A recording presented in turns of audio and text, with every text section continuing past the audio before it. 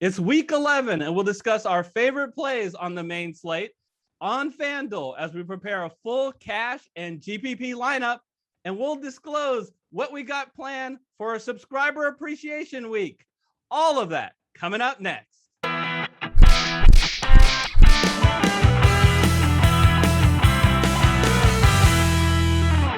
Hello, everyone. I'm Eric Lay. And I'm Michael Wiley, and we're the Fantasy Football Consultants. All right, Michael, it's been 10 weeks, and we truly have to thank our FFC community for being so active in the comment section. Your prize is finally here. We have 16 qualifiers who have really helped the show all season long. We greatly thank you. Who are those 16 qualifiers for FanDuel? Yeah, quick shout out to them. We got Robert, Mike, Rocky, Bentley, Scott, Steven, Brian, My Sports Review, Football Jesus, William, Pyromaniac, Dave, Logan, Michael, DFS Chef, and Daryl George. Thank you, each and every one of you. But you got to do one more thing. In the comment section of this video, be sure to enter your FanDuel username. We can't add you if we don't know your username. So please go ahead and do that. There's 2 more spots left that we left open. So if you still like to get in, be sure to enter your takes for week 11 on the main slate for FanDuel, and be sure to enter your FanDuel username to be considered. Hey folks, quick reminder, if you haven't yet, please hit the red subscribe button. It's free and it really helps the show. Eric, let's tell them a little bit about Subscriber Week. What do we got in store? Yeah, once a year we do Subscriber Appreciation Week, just like old time Major League Baseball when we were kids. And in appreciation of you guys, we have not 2 shows next week, but 5 shows next week for Thanksgiving week and Subscriber Appreciation Week. It was asked for in the comment section more than any other show, which is, hey, we love your NFL DFS masterclass, but can you condense that to a couple of most important key strategies? And that's what we've done.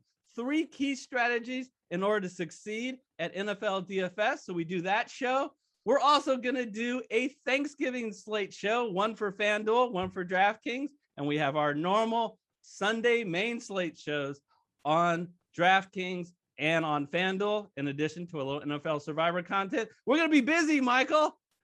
It's going to be fun. Let's do it. Let's get this thing going. All right. But before all that, we got to get to week 11. Let's go to the FanDuel studio and break down a cash lineup. All right, Michael, on the main slate for week 11, we like to start at running back. Where are we going to go? So I got 2 running back plays for you guys that are well priced, but have not only really high floors, but some upside. And let's start with what I think is the easiest one. That's AJ Dillon in the Green Bay, Minnesota game. He's only $7,000, which I think is a real big surprise given that Aaron Jones is clearly out this week. AJ Dillon has performed even when Aaron Jones has been in there, not only in the running game, when I think he's becoming the more favored back a little bit in the running game, but even in the passing game, he's getting some targets. And with Aaron Jones out, with how the Packers have had to use the running backs out of the backfield this year, I think he's going to have a really big game coming off a prior really big game. So at $7,000, I think this is a no-brainer. What do you think, Eric? Love the game environment too, Michael. I think you need to find some exposure to this game because I expect a lot of points to be scored. And he faces a Minnesota defense that is not good against the run. And Dillon has had success when he has been the guy, not just last week, but he did last year in week 16, getting over 20 touches, over 120 yards, and at least 2 TDs. Yeah, similar situation for the second one. Even cheaper pricing at $6,800 is Mark Ingram for the Saints. It looks like Kamara is probably not going to play again this week, although you keep an eye on that because if you definitely don't want to go with this pick if he does play. But you saw what he did last week in a loss. I see this game being hopefully a little bit closer, but I think Ingram with the quarterback situation does get the carries at the backfield unless Taysom Hill starts going Taysom Hill crazy. comes in and swipes, which could happen and did happen in the prior game. But again, really, really high floor here if Kamara is out.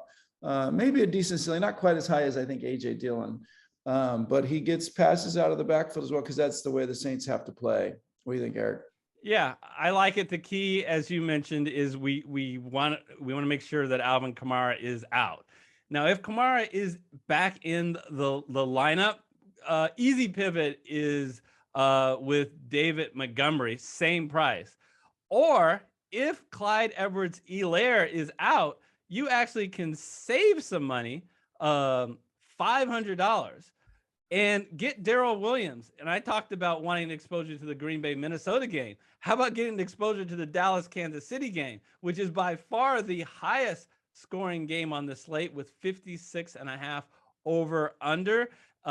Kansas City has an implied total ridiculous of 30.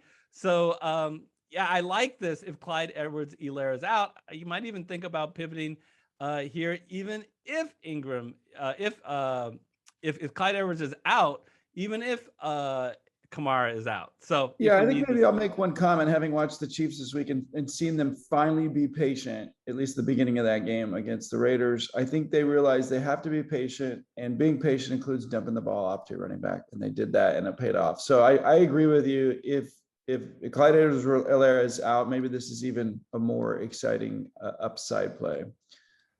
All right. So again, what we usually like to do in running back is pay up. Because, hey, you want to get that bell cow back who's in a good environment. But we were able to save money with, we think, bell cow backs, assuming certain guys are injured, are out. So that allows us to spend some money elsewhere.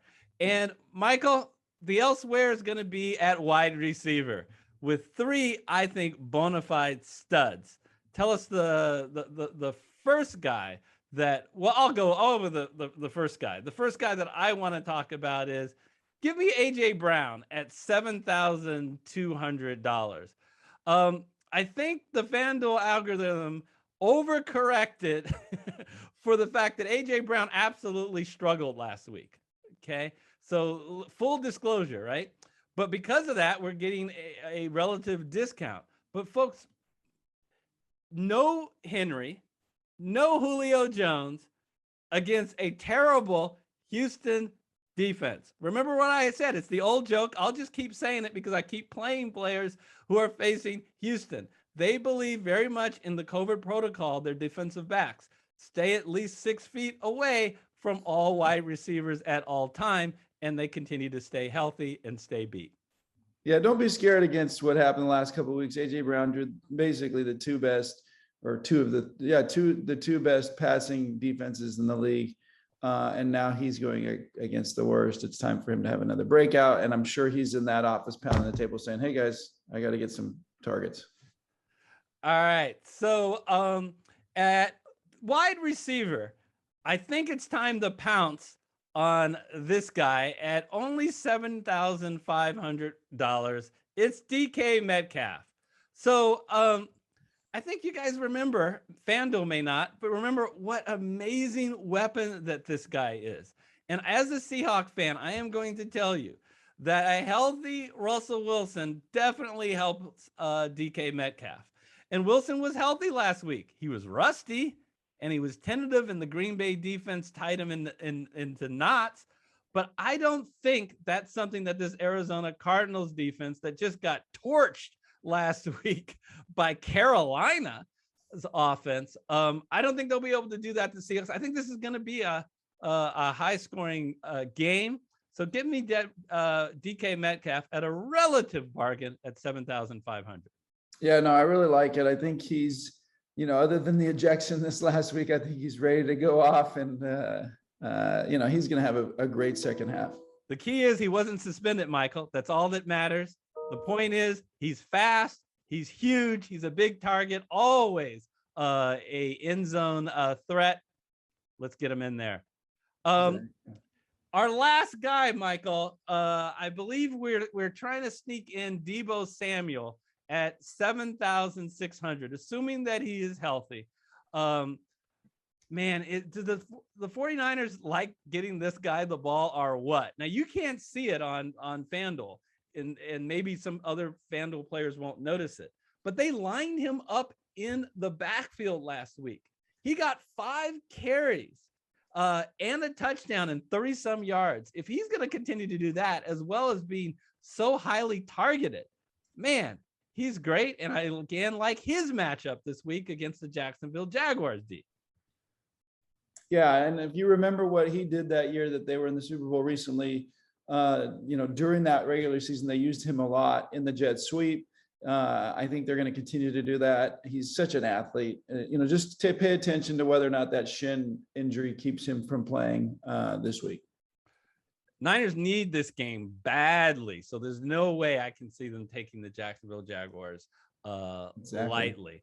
All right, so Brown, Metcalf, and Samuel, all clear number 1 wide receivers on their team in good environments. So we spent some money, Michael. So I think this is a good opportunity, Michael, to go at quarterback. And would you save us some money? Do you have any discount guy that we can fit in? Since we spent a lot of money at wide receiver, find some guy, that it's a bargain. Well, you're kind of wearing on me a little bit here. You had me, you're spending all this money and I didn't spend money. So I'm spending money, man. I am going with Pat Mahomes. Oh, I'm picking on this Cowboys Chiefs game. I think they figured out they can't just throw the ball downfield. He's got to be patient. It worked out to his huge advantage against the Raiders. I think it's going to happen again this week. In a high scoring game, or it's going to have to, otherwise they got no chance. What do you think? They look back to their usual self. Hill looks healthy. Kelsey looks healthy. So yeah, this is going to be a shootout. 30 implied total, a home favorite. 30 implied. How can you go wrong with Mahomes this week? Other than the fact that we have no money, Michael, at $5,200. Now, I'm not kidding, Michael. Save us some money at tight end. All right, let's save some money. And so if Kyler Murray is back, and he should be, kind of has to be, or they're going to really run the risk of not winning that division, then that's going to bode really well for Zach Ertz. Seattle seems to be decent against tight ends, but they're not that great against the pass in general. And I think Zach Ertz is a real key part of this. And he has a good rapport, at least it looked like those first few weeks with Kyler Murray. So I like him at $5,000. What do you think? Yeah, I love his floor for $5,000. I mean, he is going to be involved in the game. Look what he's done in the last 3 weeks, at least giving you a decent floor against defenses that are all better than the Seahawks. So thank you, Michael, for saving us some money. So speaking of that Seattle game, at the flex spot, give me a guy who I think is just underpriced, given what he's done this year and given the game environment and the competition he has. James Conner. What do you want in a running back? We talk about it on NFL DFS Masterclass. Well, we'd like a running back that is the lead back. Chase Edmonds is out. There's no question that James Conner is the lead back. We would love a guy that has a good implied total. He's at 26. We want a guy that's getting involved in the passing game. He gets involved in the passing game, especially with Edmonds out. And we would love a guy that will have a nose for the end zone, who will be the goal line back. There's no better goal line back than James Conner in all of football this year. He leads the NFL in rushing touchdowns with 11. Thank you, Derrick Henry, for getting hurt. He only has 10. Love the floor, and I even like the upside of a potential ceiling, Michael. Yeah, no, I mean, look what he's done even in rough weeks. He's leading the league in the touchdowns, like you mentioned, and I think this game has a lot of upside for him. So this is a bargain. All right, we have exactly 3,000. Whoops, wait a minute. Okay, you forgot to put Conner in there. I have to select him. There he is. So there he is, James Conner. We have exactly $3,400 for a defense. So, Michael, before I release the defense, I know what you guys are thinking. Oh my gosh, they're going to get a really sucky defense. Michael, when we're looking at defense, what's the number one thing we want out of our defense? We want them to be able to put pressure on that quarterback. Yeah. And, guess what? Even though we're not spending much money, we've got the defense that has more sacks than any other this year. And by the way, they're at home. We still get that.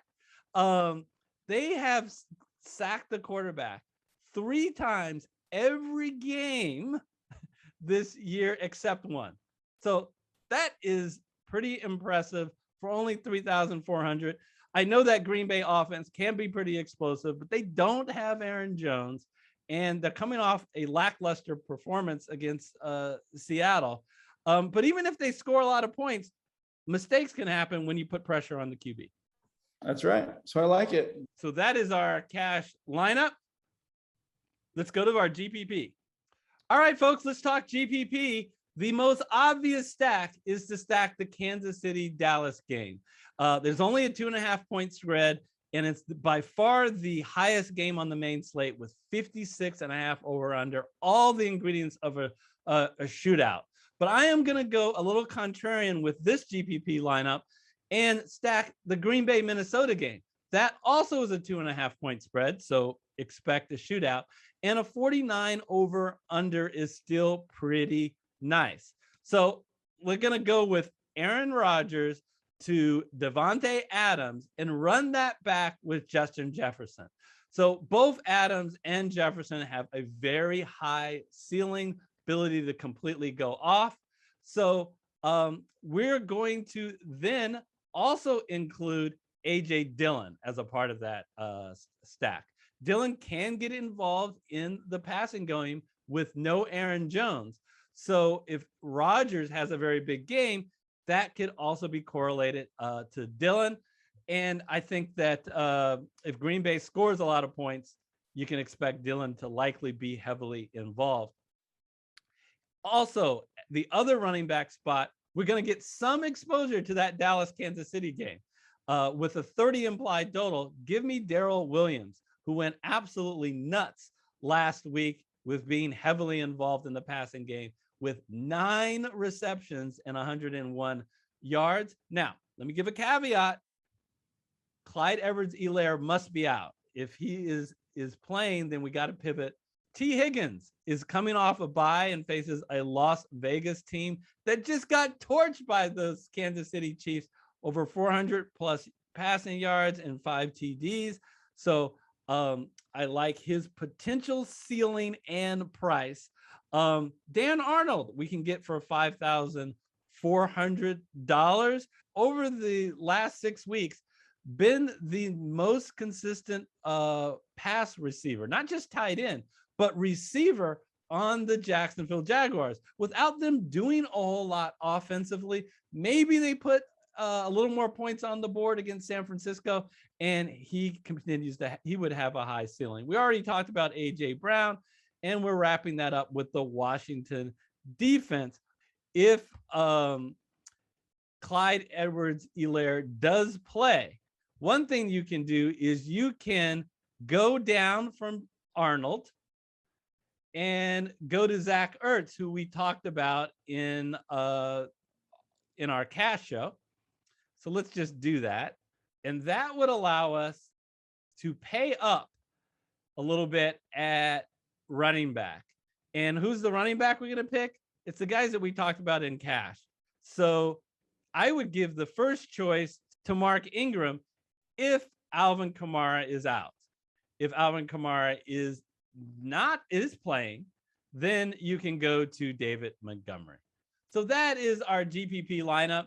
It was really a struggle to decide, did we want to stack that KC Dallas game just for fun? And because we're coming up on Subscriber Appreciation Week and we're trying to think about ways that we can do some extra things for our community, here's our bonus GPP lineup in which we did attack the Kansas City Dallas game, going with Mahomes to Tyreek Hill, and then running that back by Amari Cooper, who CeeDee Lamb is injured, and traditionally, even though I think CeeDee Lamb has taken over as the number one wide receiver, Cooper still gives you that ability to have a high ceiling, especially if Lamb doesn't play or if he's hampered. Brandon Cooks is a guy who always has a high floor, a high floor and a high ceiling, playing against Tennessee this week as one of the only weapons that Houston has. And we wrap it up with a punt defense with the Colts. So I'll let you guys decide, folks. Is this a better lineup for GPP, or do you like the one featuring the Green Bay Minnesota stack? Let us know in the comment section. Once again, we thank you guys very much. Take care, be safe, and we'll see you next time.